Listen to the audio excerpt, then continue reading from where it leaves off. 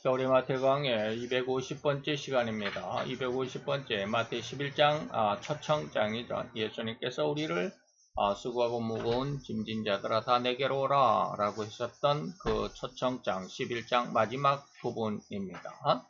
그래서 11장은 다섯 단락으로 다섯 부분으로 나누는데 다섯 번째 그리고 마지막 네 번째 이게 있습니다. 그래서 성도가 해야 할 일 중에 두 번째입니다. 우리가 지난 시간에는 온유와 겸손을 얻는 방법이라고 했고 오늘은 이제 온유와 겸손으로 사는 삶의 그 생태 또는 행태라고 말할 수 있겠죠. 자, 그러면 오늘 우리 마태복음 11장 29절 한 절만 우리 같이 봉독합니다. 나는 마음이 온유하고 겸손하니 나의 멍에를 메고 내게 배우라. 그러면 너의 마음이 쉼을 얻으리니. 아멘.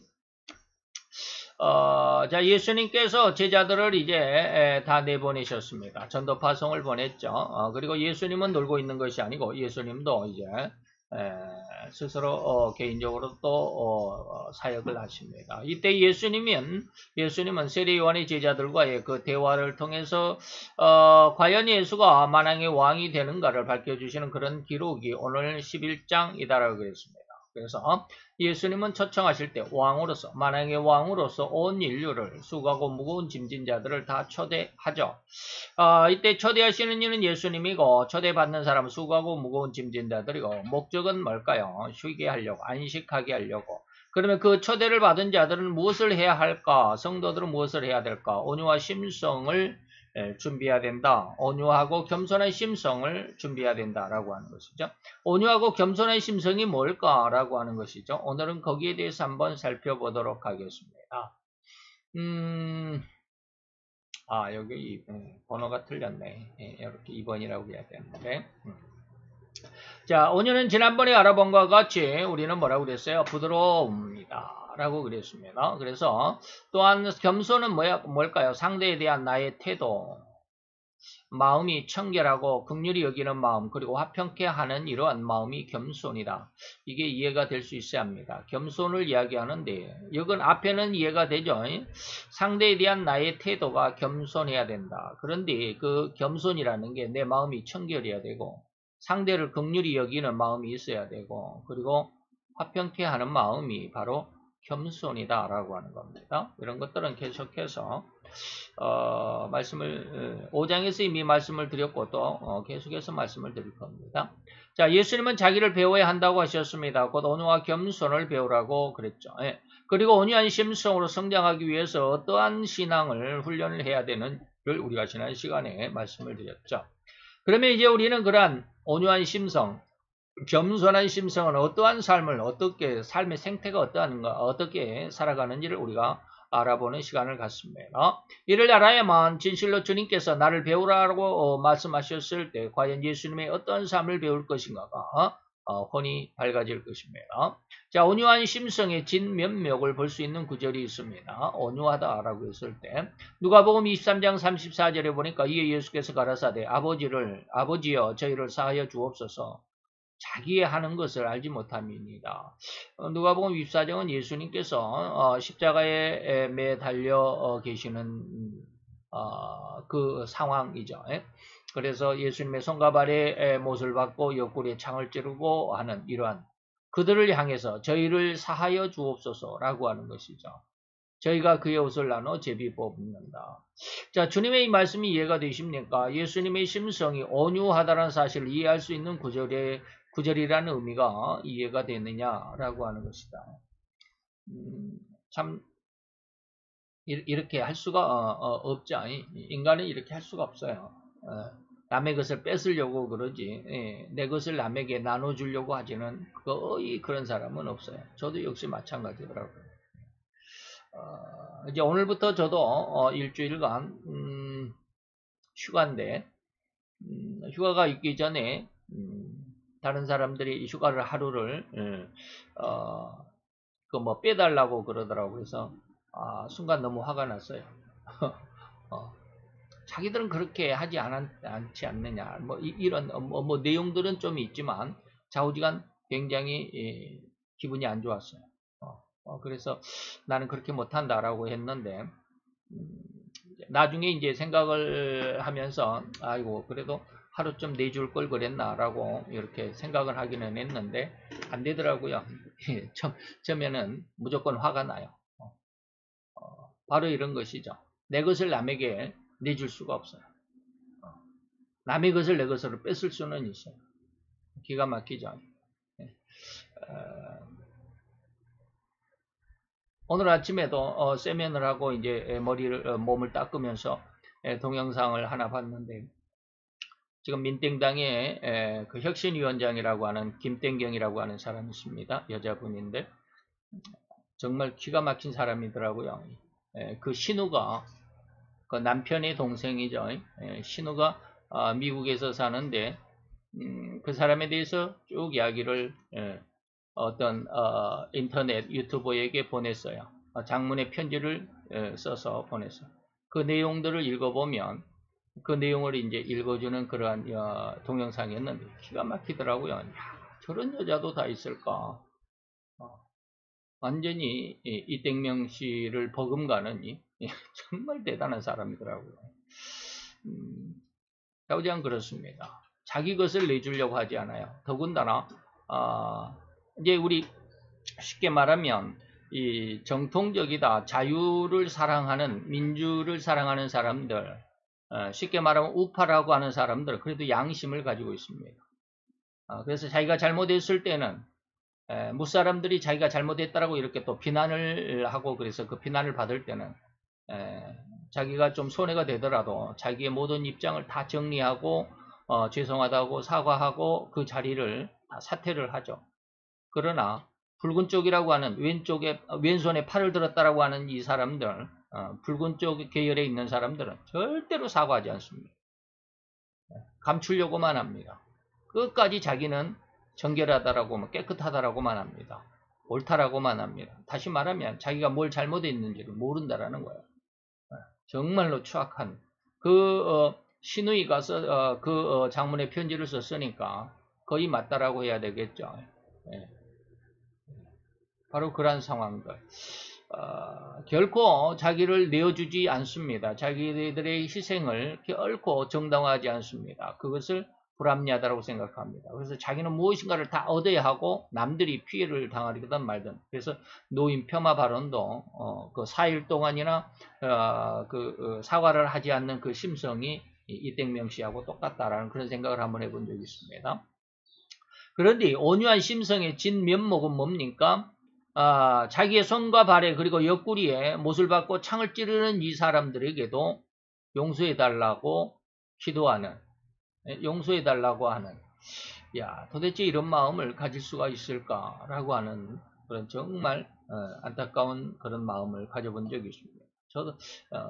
저 자신도 아직은 이렇게 안 되더라고요. 아직은 이건 하나님의 능력이 아니면 하나님의 은혜가 더 씌워지지 않으면 덧입혀지지 않으면 절대로 이러한 마음을 가질 수가 없습니다. 마치 스데반 집사의 그 돌에 맞아 죽어가면서도 아버지여 저들의 불쌍히 여겨줘 저들이 하는 짓을 저들이 모르고 있습니다. 예수님이 이 말씀과 똑같은 그런 말을 하면서 돌에 맞아 죽었죠. 바로 그러한 심성은 하나님께서 인간의 마음에 은혜로 주시지 않으면 절대로 일어날 수 없는 온유의 진면목입니다. 자, 주님의 이 말씀이 이해되십니까? 주님의 심성이 온유하다라는 이 사실을 이해할 수 있는 구절이라는 의미가 이해가 되느냐 이 말입니다. 그러면서 로마서 12장 19절로 21절에 보면 너희들은 온유해라 라고 하면서 온유한 심성은 뭐냐면 너의 원수가 줄이거든 먹여주고 목마르거든 마시게 해줘라. 그럴 수 있을까요? 오히려 상대방이 그냥 완전히 척꼬꾸라져서 없어져 버릴 그래서 예전에 제가 그런 말씀 많이 드렸습니다. 예전에 조땡 씨의 사건이 있을 때 이사야서 14장, 이사야서 40장을 가지고 제가 많이 기도했다라는 그런 말씀을 드렸습니다. 심은 그 자리에서 뿌리째 뽑히우게 해달라라는 그런 말씀을 그런 기도를 많이 했다라고 그랬습니다. 그러나 지금 이땡명 씨를 향해서는 제가 그렇게는 기도하지 않습니다. 그러면 어떻게 기도하느냐? 한번 말씀을 드렸을 것입니다. 그 사람 존재 자체가 먼지 한알갱이처럼 완전히 부서지고 바스러져서 빠져서 바람에 흩날려 없어진 같이 그렇게 하나님께서 불어 없애달라라고 저는 그렇게 기도합니다.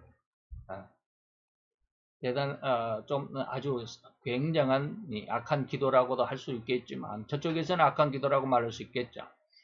그러나 저는 그렇게 기도합니다. 근데 그런 것들이 지금 저는 분명히 이루어질 거라고 믿습니다. 완전히 좌우장 그렇습니다.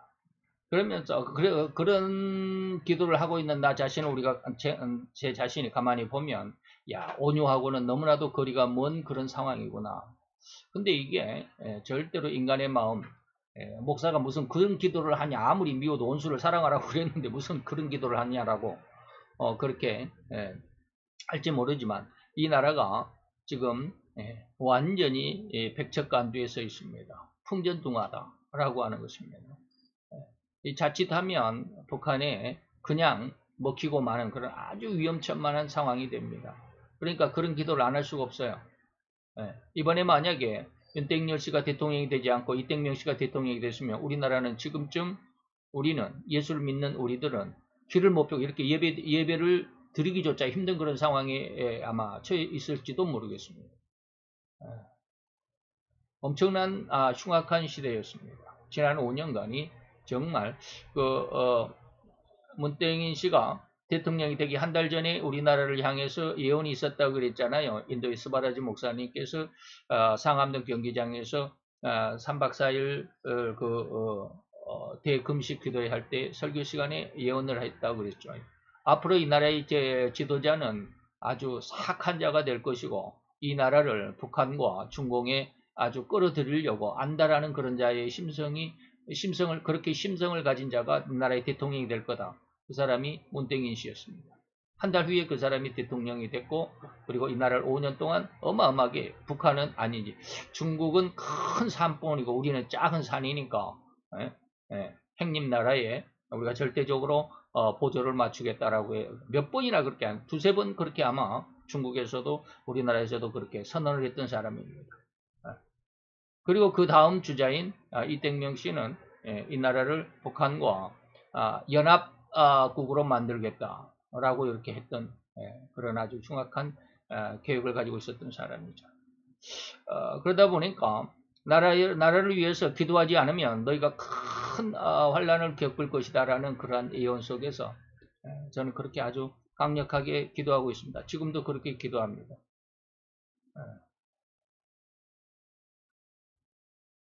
그래서 아주 흔적도 없이 바람에 불려 흩날리고 없어져 버린 것처럼 그러한 결과가 왔으면 좋겠습니다. 자, 그러면 이 말씀을 읽고는 온유라는 의미가 무엇인지 조금 이해되실 수 있겠지요. 그래서 이 온유는 하나님의 은혜가 아니면 다시 말하면 애통의 은혜를 지내지 않으면 절대로 이 온유라는 그 은혜는 얻을 수가 없습니다. 10년 가난 갖고는 온유를 얻을 수가 없어요. 애통이라는 은혜를 얻어야만 애통이라는 은혜를 얻어야만 이 온유라고 하는 은혜가 주어지게 되는 겁니다. 그렇습니다. 온유는 절대로 억지로 흉내만 내는 그런 사랑의 혹은 흉내만 내려는 성령의 열매가 절대 아니다라는 것이죠. 온전히 그렇게 습성이 변화되었다라는 겁니다. 그래서 애통이어야만 인간의 습성이 바뀝니다.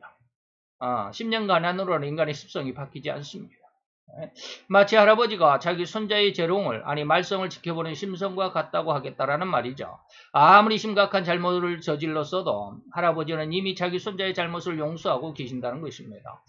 그래서 제가 또 이런 이야기는 또 뭐 예배 시간인데 그 인터넷에 보니까 무슨 영화를 하나 스포를 하더라고요. 보니까 할아버지가 아들이 죽었어요. 그래서 손자에게 대기업의 회장인데 이 손자가 아주 개망난이야. 그 부잣집 아들이니까 아주 위아래가 없어요. 자기가 제일이야. 아주 버릇이 없다 이 말이죠. 그래서 이제 이 할아버지가 모든 것을 아들이 없으니까 이제 손자에게 내려주려고 하는데 손자하고 외손자가 있어요. 아들이 아들, 손자죠. 근데 딸의 아들, 외손자죠. 근데 그 나이가 비슷해요. 이 외손주하고 손주하고는 나이가 비슷해. 그런데 자기 손주는 아버지가 없잖아요.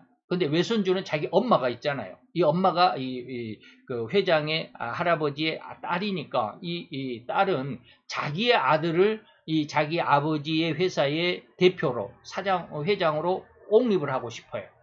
그런데 이 손주는 진짜 친손주는 아버지가 없으니까 그런 어떤 후광이 없잖아요. 후원해 준 사람이 없어. 근데 아주 개망난이야. 성질이 아주 이제 그런데 이제 이 할아버지가 이 친손주를 회장으로 앉히기 위해서 계획을 짭니다. 그게 누구냐면 길거리에서 만난 아가씨를 굉장히 자기에게 아주 행색이 초라하게 그 전철을 타고 갔는데 자기에게 굉장히 선을 베풀었던 그 어떤 아가씨가 있어요. 그 아가씨를 자꾸 이렇게 계속해서 만나고 하다 보니까 이 아가씨 심성이 너무 좋다. 그래서 이제 자기 회장의 지위를 이어받을 사람은 이 아가씨하고 결혼해야 된다. 그러니까 이제 외손주하고 손주하고 둘을 이 아가씨하고 둘 중에 하나를. 그래서 자기 친손주를 이 아가씨하고 이제 결혼을 시켜야 네가 이 회장 자리를 앉는다라는 유언을 써놔요. 자, 제가 왜 이런 이야기를 하느냐면 거기까지만 이야기를 하겠습니다. 할아버지는 이미 자기 손자의 잘못을 용서하고 계신다. 이게 온유한 마음입니다. 그 할아버지는 자기 손주가 아주 개망나인 것을 알아요. 그래서 그대로 자기의 평생을 일궈놓은 회사를 이 친손자에게 넘겨주면 불과 얼마 못 가서 망할 줄 알아요. 그래서 그러한 심성, 개망나니 같은 그런 심성을 옆에서 보조해 줄 수 있는 한 사람이 필요했던 거예요. 그러니까 할아버지는 그렇게 개망나했던 손주도 자기 후계자로 이미 낙점을 하고 있는 거예요. 외손주가 아니라 친손주로. 그래서 이 아가씨를 자기 손주에게 그 손주 며느리로 붙여 이제 계산은 그러지만 손주는 모르잖아요. 바로 그런 영화예요. 내용. 바로 이런 것입니다. 할아버지는 이미 자기 손자의 잘못을 알고 있으면서도 용서하였다라는 거. 이게 온유입니다. 아니 손자의 그 어떤 잘못도 잘못으로 보이지 않고 오로지 어린아이의 재롱으로만 보시는 심성인 것과 같다는 말입니다. 마치 하나님께서 누굽니까? 바울이죠. 사울이 어마어마하게 하나님의 그 일, 다시 말해 예수의 일에 반대를 하고 그 예수를 믿었던 스데반을 잡아 죽이고 또 다메섹으로 먼 나라까지 출장 가서 예수 믿는 사람을 잡아 죽이려고 출장을 가는 그러한 심성의 사울이라 할지라도 하나님은 이미 그를 빌립보서에 보니까 하나님은 나를 충성되게 여겼다라는 말로 자기 자신을 표현합니다. 하나님이 그렇게 내가 교회를 핍박하고 예수 믿는 자들을 핍박하고 교회를 그냥 막 공격하고 그래도 하나님은 나를 이미 용서하고 나를 하나님의 아들로 하나님의 사도로 이미 낙점했다라는 의미가 바로 빌립보서입니다.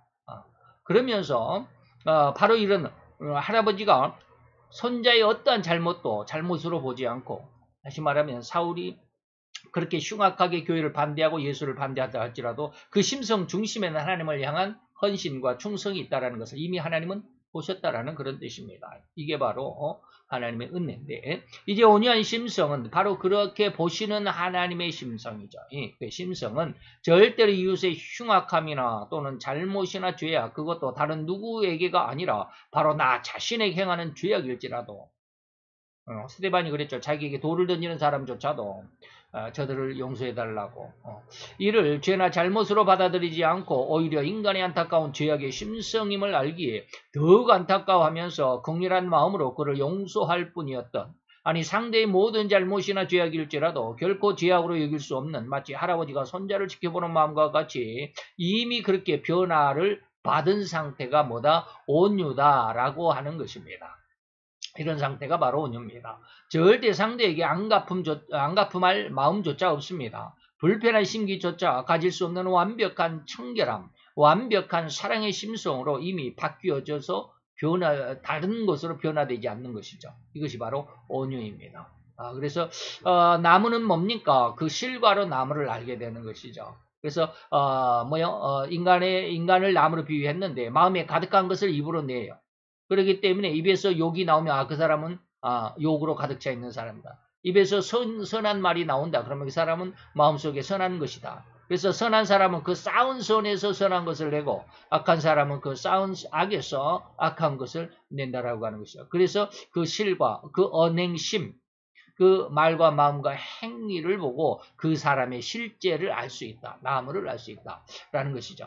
그 할아버지는 이미 그 마음이 그 손자에 대한 온통 사랑만이 쌓여 있기 때문에 절대로 손자의 잘못에 대해 꾸중이 있을 수가 없습니다. 할아버지의 손자를 보는 마음에는 그런 꾸중이 없기 때문에 할아버지는 손자가 너무 이쁘기만 하니까 사랑스럽기만 하니까 악이 없으니까 악을 나타낼 수가 없다라는 것이죠. 자, 다시 이제 처음으로 돌아가 봅니다. 10년 가난으로 인해서 구원의 참 은혜를 얻습니다. 그리고 그것으로 끝이 아닙니다. 더더욱 신앙을 성장해야만 하는데 그 성장하는 것이 바로 애통입니다. 10년 가난에서 끝이 아니라 애통으로 성장해야 합니다. 보혜사 1회 성령님의 죄에 대한 책망이라고 이미 말씀을 드렸습니다. 성도는 바로 이렇게 신앙이 그리고 성품까지라도 성장해 가야 하는 것이죠. 즉 처음 죄악의 성품으로 태어났습니다. 그러고는 죄악의 모든 삶의 영광만을 모든 육신의 욕망을 이루는 것을 성공으로 영광으로 배우면서 살아가죠. 그렇게 체험하면서 또한 그렇게 죄악의 성품으로만 더 강력하게 강화되는 그러한 삶을 살아갔을 뿐입니다.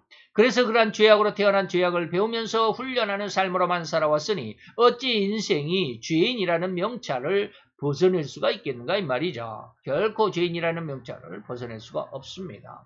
인간은 이러한 삶의 범위 안에서 절대로 그것이 더욱 강력해지고 더욱 많이 소유했다라는 현실적이고 물질적인 면에서만의 성공이라는 축복이라는 이런 타이틀을 이 육신의 삶에서는 주고 있을 뿐이죠.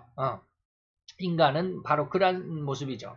이러한 삶의 결말은 오로지 영원한 멸망이라고 하는 것, 영원한 책망과 징벌일 뿐인데 이것을 오히려 인간들은 뭐라고? 성공이라고 축복이라고 추켜 세우고 있는 것이죠.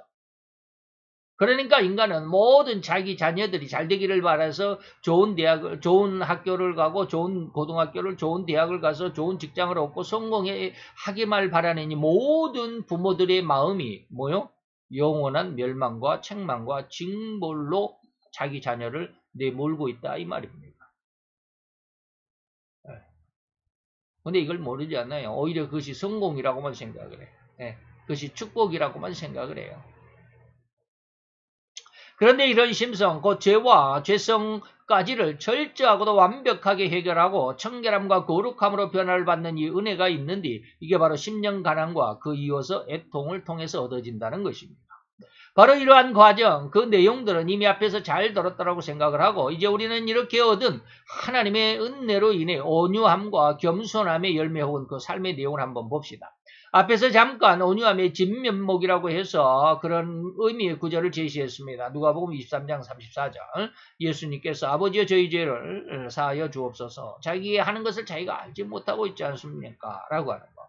이러한 은혜 곧 말로나 마음속에서조차도 이미 자기에게 가장 흉악한 짓을 서슴없이 자행하고 있는 이 로마 병정들까지라도 호리만큼의 복수심이나 안갚음의 마음을 가질 수 없었던 그런 마음과 그런 마음으로 살아가는 모든 삶이 바로 온유한 삶이고 겸손한 삶이라고 해야만 합니다. 이를 저는 마치 할아버지가 개구쟁이 손자의 모든 언행까지라도 어여삐 봐주는 심성과 같다고 이미 비유해서 말씀을 드렸죠. 즉 앞에서 구체적으로 언급해드린 인간의 구성의 근원, 인간 구성의 근원은 삼일체 하나님의 형상이 바로 온유함과 같다고 해도 절대 잘못된 해석이나 의미가 아닐 것입니다. 그래서 온유함에 대한 하나님의 축복이 뭘까요? 땅을 기업으로 얻는 것이라고 했습니다. 우리는 너무나도 잘 알고 있습니다. 하나님의 인간을 하나님의 형상과 모양으로 만드신 후에 가장 먼저 주신 축복, 이를 저는 3대 축복이고 3대 권능이라고 늘 말하는데 뭐였습니까? 첫째는 생육하고 번성하여 땅에 충만해라. 땅을 정복하라. 바다의 모든 고기, 공중에 그리고 땅에 움직이는 모든 생물을 다스리라 라고 하는 것이었습니다. 즉 이 3대 권능의 의미를 온유함에 대한 축복과 연관해도 전혀 다르지 않다는 것입니다. 온유함이라고 하는 것은 뭐예요? 땅을 기업으로 얻는다. 근데 하나님의 3대 축복 중에는 땅을 정복하라. 거기에 모든 생물을 다스리라. 그리고 그 땅에 너희들은 뭐해라? 충만해라 라고 하는 것이죠. 그래서 온유한 성품, 곧 온유한 믿음을 가진 자의 삶과 그 삶의 열매는 진실로 죄악으로 점철된 흉악한 죄성으로의 삶이 전혀 아닐 수밖에 없다. 전혀 아니다라는 것이죠. 영거푸 언급해드리고 말씀드리고 있듯이 절대로 죄성으로의 삶과 그 행태는 육신의 현저한 일일 뿐이다. 그래서 갈라디아서 5장 19절로 21절에는 육신의 현저한 일, 이것은 뭐요? 죄성으로의 삶과 행태일 뿐이다 라고 하는 것이죠. 그런데 그와는 반대로 절대로 온유한 성품으로의 삶과 그 행태는 성령의 9가지 열매를 풍성하게 맺을 수밖에 없는 삶이라고 해야 합니다. 그래서 19절로 21절이 육체의 현저한 일이지만 22절로 24절까지는 성령의 9가지 열매의 삶을 이야기하고 있습니다. 또한 땅을 차지할 자의 성품의 이면을 잘 숙고해 보기를 바랍니다. 온유한 자는 땅을 축복으로 얻는다 그랬는데 이것은 성령의 삶으로의 얻는 축복이다. 사탄이 유혹으로 준 세상 권세와 그 영광을 비교해 볼 수 있기를 바랍니다. 이게 바로 이제 땅을 차지할 자의 성품, 온유한 자의 성령으로의 삶으로 얻는 축복, 또는 사탄의 유혹으로 준 세상의 권세와 영광으로 살아가는 삶의 이 두 가지 삶을 한번 비교해 보자라고 하는 겁니다. 그 사탄이 세상을 장악하는 의도와 방법은 절대로 하나님만이 받으셔야만 하는 영광을 자기가 받고자 곧 자기가 하나님과 같이 되고자 하는 강력한 교만을 근거로 하고 있다는 사실입니다. 천하만국을 보이며 모든 권세와 그 영광을 내게 주리라. 네가 만일 나에게 절하면 이 말이에요. 내게 절하면. 예수님에게 그런 말을 유혹을 했죠. 그러나 온유함의 특성은 오로지 여호와 하나님만을 섬기는 경외함의 믿음과 삶임을 잊어서는 안 된다. 그래서 예수님께서 뭐라고 그랬습니까? 이러한 유혹의 7절, 5절로 7절이 세 번째로 예수님에게 나온 사단의 유혹이었죠. 거기에 대한 대답이 뭐였을까요? 8절입니다. 예수께서 대답하여 가르치려고 주 너희 하나님께 경배하고 다만 그를 섬기라. 하나님만 믿고 하나님만 섬기는 신앙이 되어라. 이게 뭐요? 이러한 사단이 세상에 준 유혹과 그 모든 권세와 영광을 대적할 수 있는 유일한 대적의 방법입니다. 너희 하나님께만 경배하고 다만 그를 섬기라 라고 하는 것이죠. 또한 밖으로 드러나는 혹은 밖으로 드러내는 언행을 잘 살펴보면 진정한 온유함을 부드러운 언행일 뿐이다. 반대로 사탄의 유혹인 죄성으로의 절대로 온유함을 드러낼 수가 없다라고 그랬습니다. 그래서 만천하에 다 드러나게 되죠. 그래서 지금 민땡당의 이땡명 대표도 지금 모든 것을 다 숨기고 자기가 가장 청결하고 뭐 당군 이래로 최대의 치적이라고 자랑 삼았더니 모든 일들이 뭐예요? 다 추악한 아주 이권을 챙기는 그러한 일로 지금 서서히 드러나고 있잖아요. 그가 여기 경기도 도지사였을 때 부지사로 있었던 이땡명이 아니라 이땡영이라고 하는 사람. 부지사로 있었는데 그가 지금 구속된 지가 10개월이 넘었습니다. 11개월째인지 12개월째인지 좌우지간 그렇습니다. 10개월 동안 민땡당에서 그 사람에 대해서 단 한마디도 안 했어요.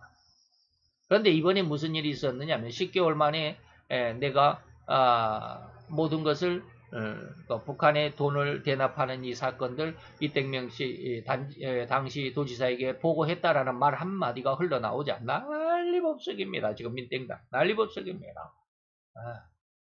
그래서 절대로 자기 온유함을 드러낼 수가 없는 그런 상황인데 지금 오히려 그 온유함으로 자기를 치장하고 있기 때문에 그게 하나하나 벗겨지고 있다라는 뜻을 지금 여러분들에게 말씀드립니다. 절대로 감추어지지 않습니다. 혁신위원장으로 세워진 방금 말했던 김땡경이라고 하는 여자 교수도 역시 마찬가지예요. 법을 알았으니까 독일에 가서 법대를 나와서 법학 박사를 받아가지고 갔다 왔대요. 그리고 나서 얼마 안 있다가 남편이 자살해서 죽었어요.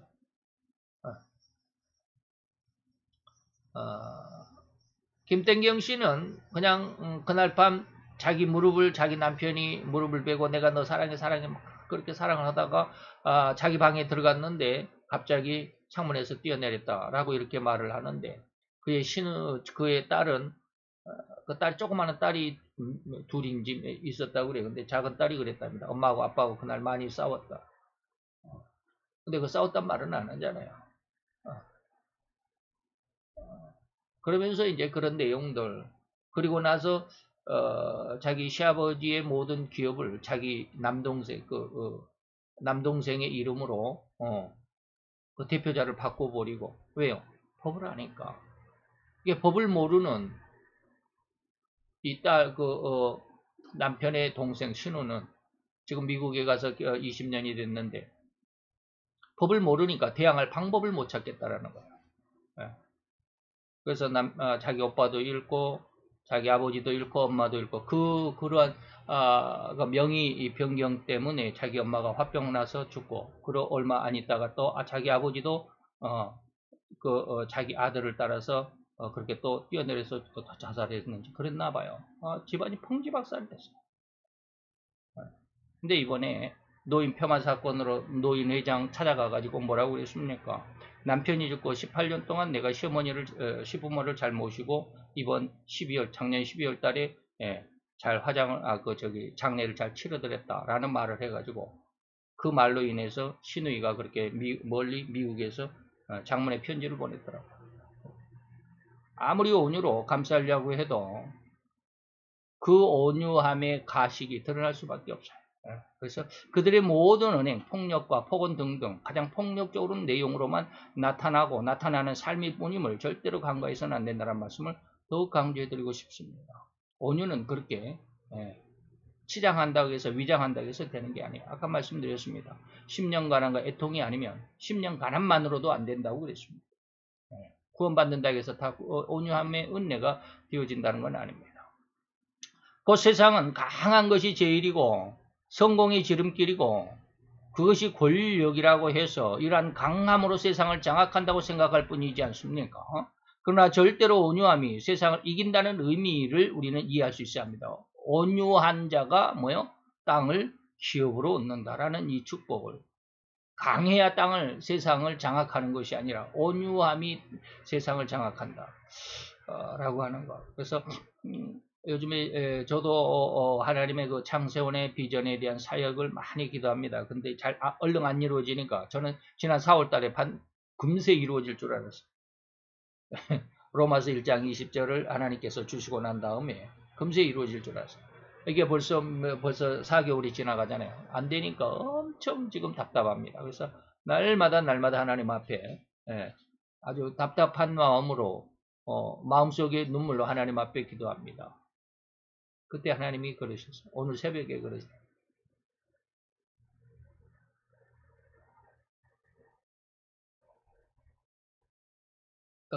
네가 군포에서 그 절벽 끝에 부여잡고 있었던 그 손을 놓을 수 있는 자신이 있느냐? 난 못 놓겠습니다. 놓아지질 않습니다. 어떻게 해야 놓는지를 모르겠습니다. 온유함이라는 게 그렇게 쉽게 주어지는 게 아닙니다. 땅을 기업으로 얻는 것, 세상 속에서 하나님의 3대 권능으로 하나님의 영광, 하나님의 목회, 창세의 목회를 이루어낸다라는 게 쉬운 것이야. 그러면서 내가 너를 다윗같이 쓰리라 했을 때 그 과정을 한번 아주 그냥 주마등처럼 지나가게 하셨어요. 너무너무 힘들었어. 다윗이 얼마나 힘들었을까? 다윗이 과연 나처럼 이렇게 가슴 절절하게 하나님 왜 안 됩니까? 라고 이렇게 호소하는 그런 삶을 살았을까? 다윗이 형들에게 무시를 당하죠. 그 아말렉과의 전쟁에 아빠의 그 점심 도시락을 갖고 갔다가 너 왜 여기 왔냐고 막 형들한테 야단 맞을 때 그때로부터 물론 이제 그 이전에 사무엘에게 그 기름 부음을 받을 때 그때로부터 하겠지만 이스라엘의 왕이 되기까지 얼마나 무시와 천대를 받는 그런 삶을 살았을까. 땅을 기업으로 얻을 때까지 온유함의 은혜, 그 은혜를 잘 한번 기억을 하시고 하나님의 말씀 속에서만 잘 자라갈 수 있기를 절대로 축원으로 말씀을 드립니다. 기도합시다. 할렐루야. 주님, 오늘도 여호와의 귀한 은혜와 은총을 주께 감사를 드리나이다. 온유한 자의 축복은 곧 땅을 기업으로 얻는다 말씀하셨던 것처럼 오늘 아버지 하나님께서는 수고하고 무거운 짐진 자들에게 요구하시고 초청하셨습니다. 내게로 와서 나를 배우라. 나는 온유하고 겸손한 자가 아니더냐 라고 말씀하셨던 그 온유함과 겸손함의 삶, 진실로 아버지하며 원수를 원수로가 아니라 원수조차도 살아갈 수 있는 가장 아름답고 귀한 하나님의 그 크신 온전히 사랑 자체였던 그 은혜를 덧입을 수 있는 귀한 하나님의 아들이요 하나님의 귀한 딸로 성장할 수 있도록 하나님 역사하시고 인도하여 주옵소서. 예수 그리스도 이름으로 감사와 기도드려 싸움나이다. 아멘.